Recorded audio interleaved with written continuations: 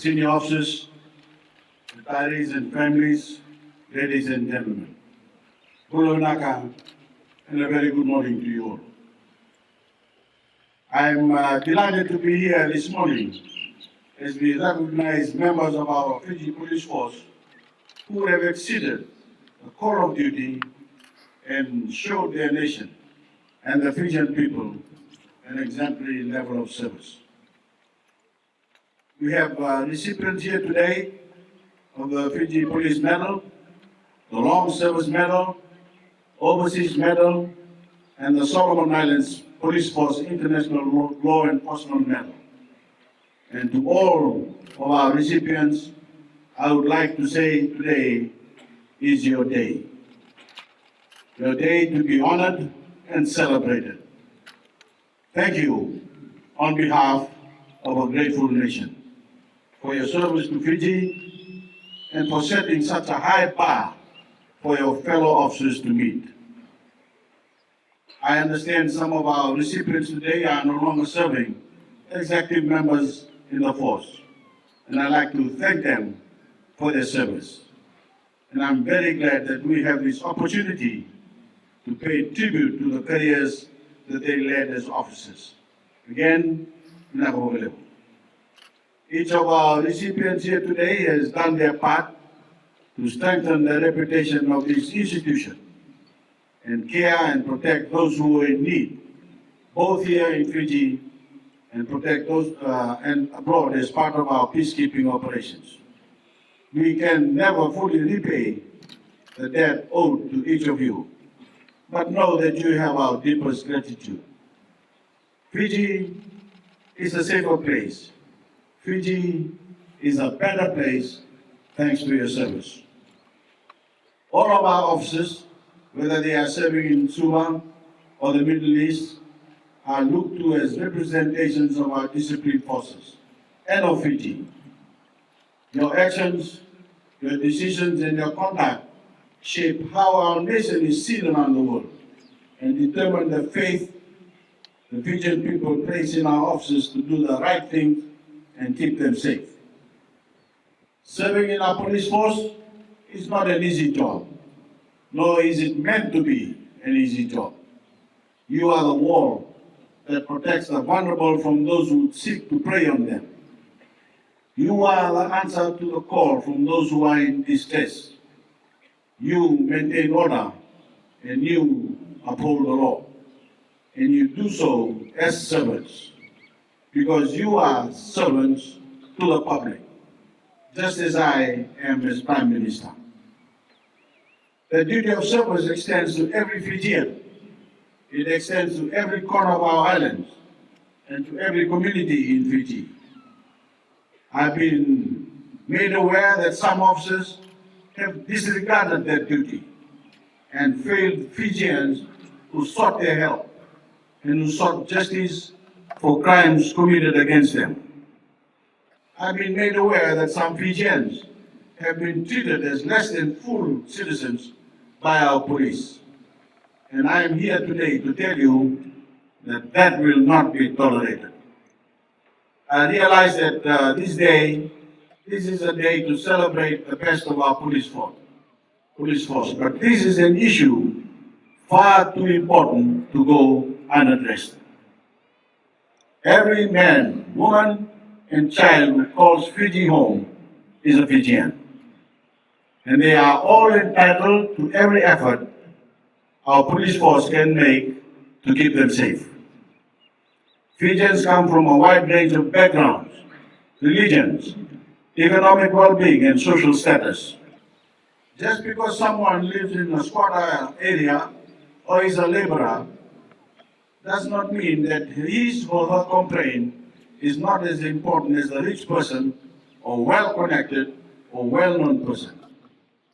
It means that every single Fijian that makes a complaint or seeks your assistance must be treated with utmost professionalism, treated with respect, and most important of all, treated with compassion. Your level of professionalism should not depend on who is making a complaint. You must rid yourself of your personal prejudices and community prejudices and serve each and every Fijian equally. You are here to protect them, you are here to seek justice for them, and you are here to give them peace of mind so that they can sleep at night, live their lives without fear, and which will, as a result, give them the confidence to fully participate and contribute fully to our nation. This in turn will also mean economic prosperity for all Fijians, including you. Increased professionalism will mean that the Fijian police force will be able to regain the respect and status it deserves. It will also regain the confidence of the public. However, if any instance is brought to my attention or the attention of the Commissioner of Police of an officer dismissing any Fijian on the basis of ethnicity, religion, or social or economic status, that officer will no longer be part of this force. It's that simple. Our police force isn't some community organization. It is a national institution. And that means every Fijian should feel confident that they can turn to the police when they feel endangered or in need. That being said, I know the majority of our officers are doing good work for Fiji and for every Fijian. And their service, your service, is making a real difference for the safety and security of the Fijian people. And I'm proud that your work has led to a reduction in crime in Fiji by 6% in the first 6 months of this year. That is commendable. But when it comes to the safety of our citizens, we can never sit back and be content. We can never settle for good work.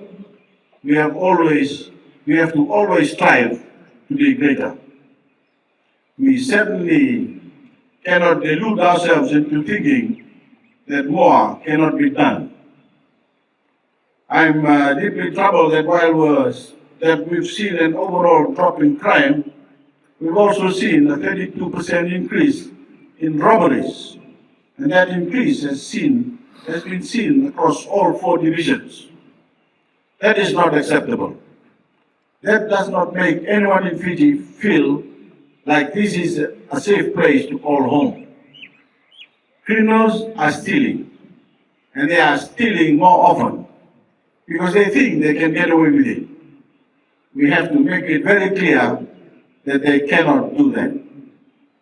It takes skill and expertise to do investigative work and narrow down a suspect.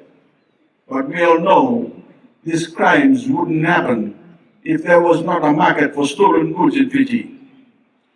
So we can't stop at the individual. We have to take down the criminal networks that are trading in stolen goods. We need to be proactive.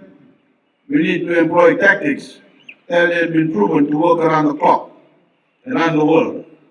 And we need to make clear to any bold enough to steal that they cannot escape the reach of the law and that justice will be served. We have, through 2017-2018 budget, through this budget, given you all a pay rise. We will be giving you 200 more motorcycles and 100 motor vehicles and 100 motorcycles. We have overall increased your budgetary allocation to give you access to greater communications technology and forensics to modernize the operations of the Fijian police force and give you the right tools to do your job better. We will also, in the next 2 years, conduct a review of your overall conditions, including better access to quality housing. Never before in the history of Fiji has there been such a huge injection of funds and resources directed to the Fijian police force in such a holistic manner and in such a short period. In return, we simply ask you to conduct yourself professionally and take advantage of the resources and career opportunities through an open merit recruitment system. I would like to leave you all with one or two final messages this morning. And that is that as officers of the law, you must respect the rule of law. The rule of law, more so than anyone. My government has shown that we support our officers, but we've also shown that we demand that they operate within the confines of the law. That expectation will continue, and all our officers must be examples to our people by abiding by the law at all times. The second one is that you've heard lots of times that without vision, things will perish. We leave the vision bit to the strategists. For you, especially those who work in community areas, without compassion, you will fail. Congratulations again to those who are being recognized this morning. Thank you all, to all our officers for the brave work they carry out to make Fiji a safer place. And of course, thank you to the families of all of our officers for caring for them and for being brave for them as they put their own safety on the line for the sake of the Fijian people. Thank you and God bless you all.